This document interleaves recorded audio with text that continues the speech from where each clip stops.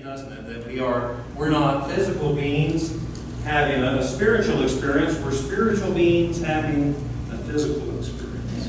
Right? Are we born of the Spirit? That's the question. And I'm reminded of this is a song I love. I'm just going to start off because Nikki and I are doing on Wednesday night. We're doing a song. We're doing a series that we call Soul Music.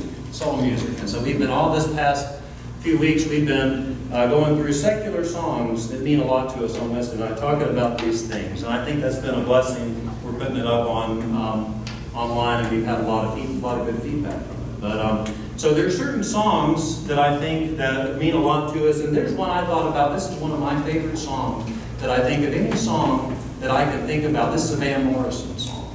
And if any song that I can think about, that I think this might be, you could call this song Nicodemus' theme song. Nicodemus' theme song. It's a song that's called by Van Morrison called I'm Not Feeling It. Right? So I'm just going to, who knows that song by Van Morrison? Right? Well, you'll know it maybe if I sing it. But I'm not feeling it anymore. Nicodemus' theme song. So listen to the words. We'll put the words up online, up on the screen up here. It goes.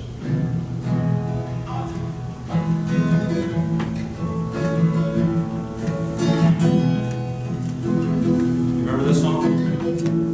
I can't quite do it justice. It goes. I was pretending all the time.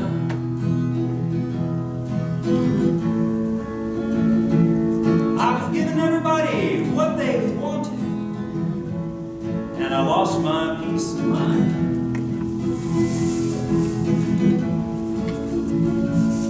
And all I wanted was simply just to be.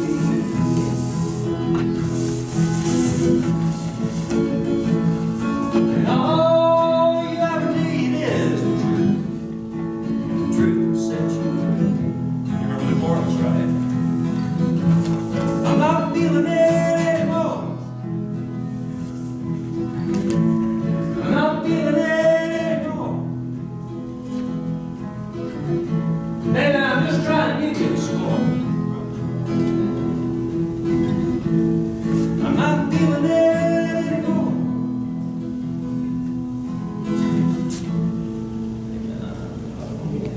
How many of us know that song?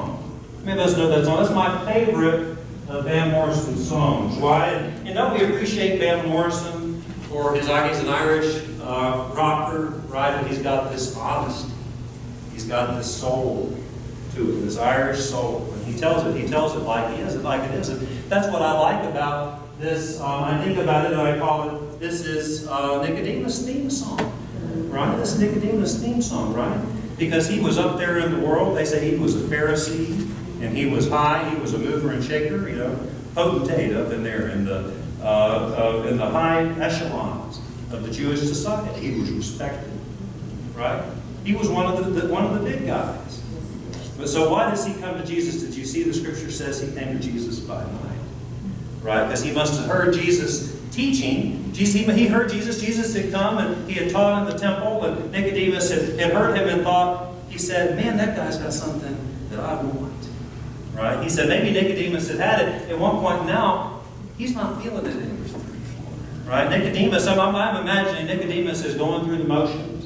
Right? He's up there, and he's even a religious teacher there in the temple. People are coming to him for advice, but in his secret heart, he's not feeling it. He's going through the motions. And it says that he came to Jesus by night. He came to Jesus by night. Why?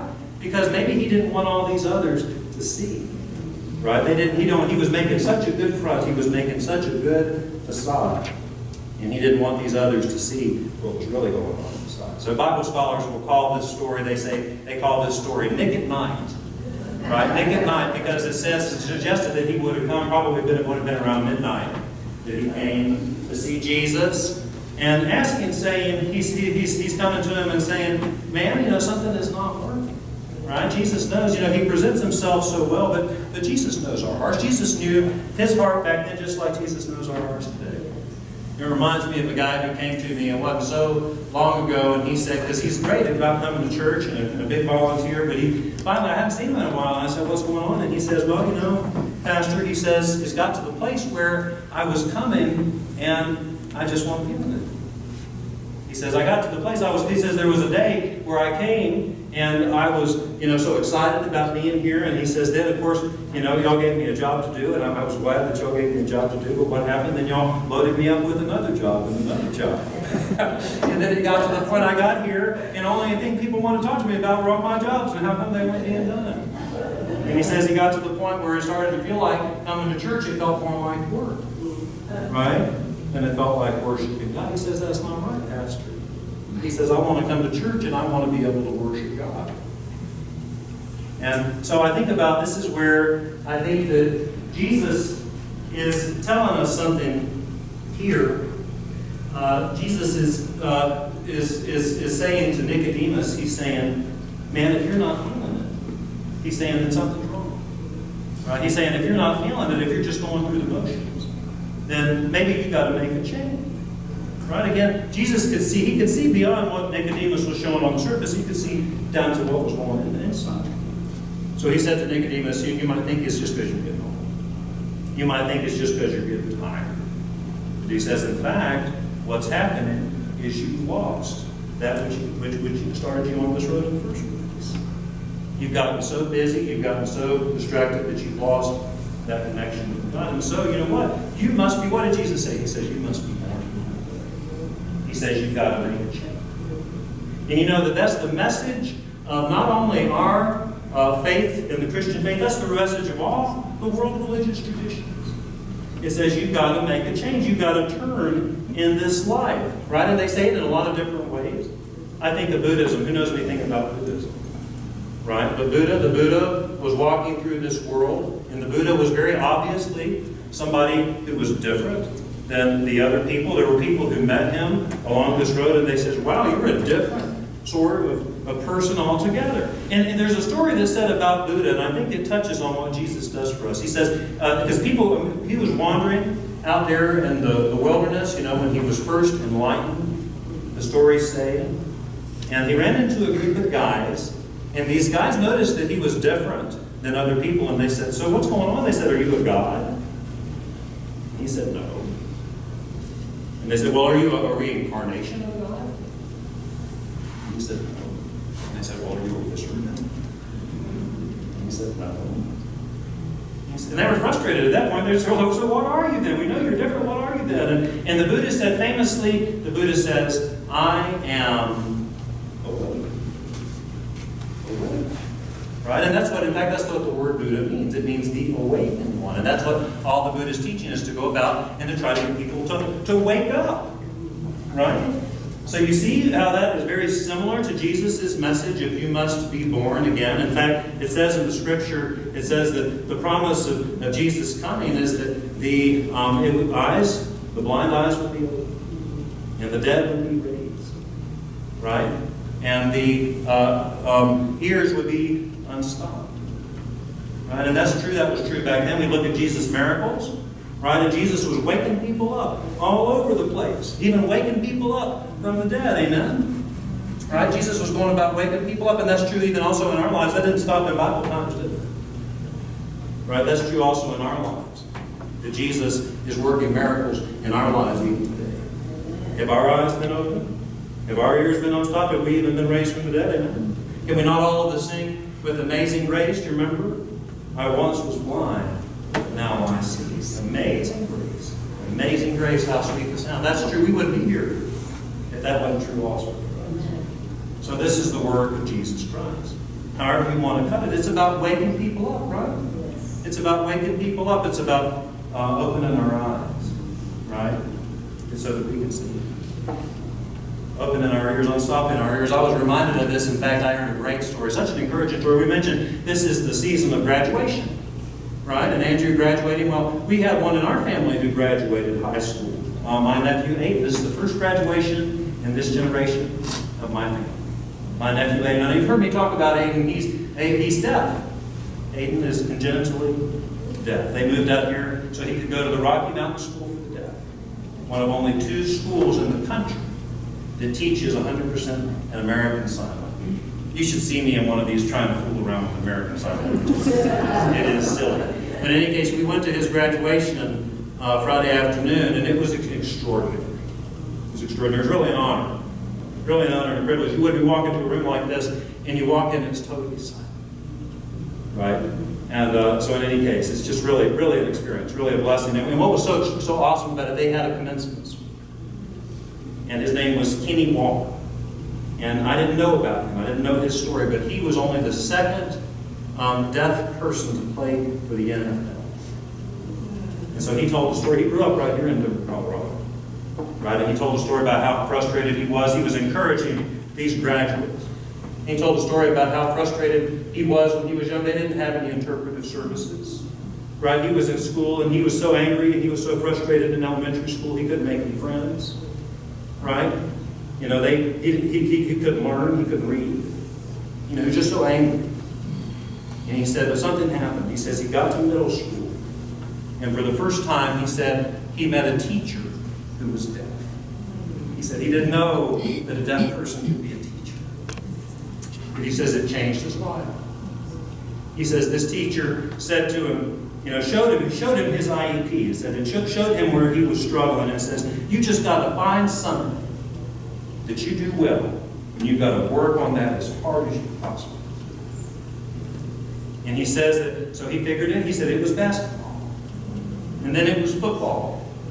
And he worked on this, and he lifted weights. He couldn't hear, but he got strong, and he said it turned from the place where he was always picked last to when he was always first. And he said something clicked up in his head at that point, and he says, I don't have to be a victim.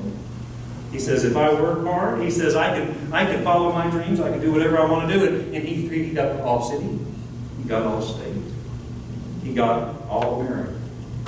In football, he went on to University of Nebraska, played for 4 years. The story goes, on the last game, the whole crowd, 80,000 people, capacity crowd, gave him an applause on his last game. And he went on to play for the Denver Broncos 2 years. On his second death. But he shared this story. It was just so powerful. It was so powerful. And I mean, there were tears running down my face at the end of that story. Because you know what I thought? I thought, you know, my challenges makes my challenges seem about that small. And then I thought about all these students that were graduating and going off now a generation later, and they're going to face some challenges as deaf people work in this world. But the reason I share that story, right, is the power. He said something changed. There was a shift in his attitude. And that made all the difference. What power. What power. I think that's what Jesus is talking about. He's talking about waking up. You know, it changes your life.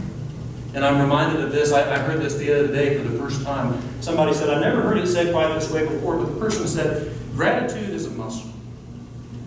Gratitude is a muscle. Isn't that powerful? It says you can exercise that muscle. I thought about that with Kenny, and he got so strong. He said he wasn't the biggest, but he was the strongest. Right? And gratitude is a muscle. You can exercise that muscle despite the circumstances. You know, about the tool of a gratitude list, you get up and you go to bed at night and you write down the things you're thankful for. Right? Start by pushing the grass down rather than pushing the grass up. Amen. I've got, 10 fingers. And all these things. Right? I mean, just to say that it's a tool, it's a muscle. You can work that muscle. Doesn't have to just be in response to the circumstances. In fact, we can give thanks to God even when the day is going wrong. We can say, thanks to God, I got the victory. I know I can choose. I can choose to have that kind of attitude. Gratitude is a muscle. You know what? By the same token, self-pity is a muscle too. So, they talk about feeding the wolf, right? Which muscle do you exercise? Which muscle? You can exercise that gratitude muscle. You know what? You can exercise that gratitude muscle to the point where it becomes easier and easier.